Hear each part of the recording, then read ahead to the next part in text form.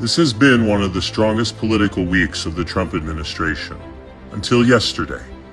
What happened with the Epstein memo, DOJ and FBI saying there's no client list, no blackmail, is the worst moment of this presidency. For the first time, the administration didn't just raise eyebrows. It lost credibility. We were promised accountability. We were promised truth. Instead, we got doublespeak from the press room. We got silence dressed up as strategy. And we got backpedaling from the very people who said there were hundreds of hours of footage, victims, names. This isn't what we voted for. This isn't why we stood by you. President Trump, I know there are things that must be done behind the curtain, but this looks like one of those deals.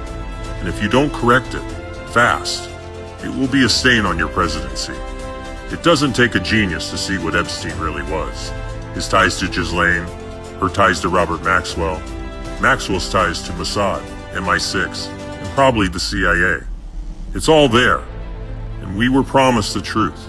But now it feels like we're watching just another cover-up, more of the same.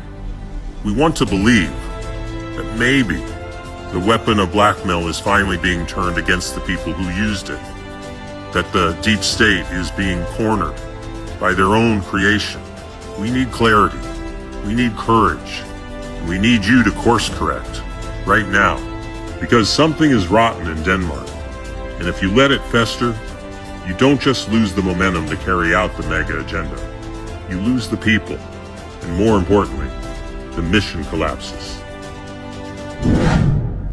Behind Jeffrey Epstein and Ghislaine Maxwell stood a man whose story few dare to tell.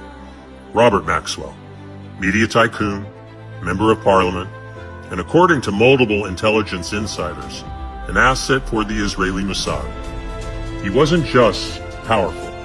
He was a bridge between governments, secrets, and global influence. Publicly, a titan of media.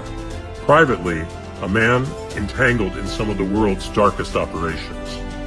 His daughter, Ghislaine, grew up in that world. A world where truth was a commodity and blackmail was a currency. This isn't theory. Former Mossad officers, CIA veterans, and investigative journalists have all pointed to Maxwell's hidden role. If we want to understand Jeffrey Epstein, we have to understand Robert Maxwell. Because sometimes the trap is laid long before the fall. My friends, we are all anonymous.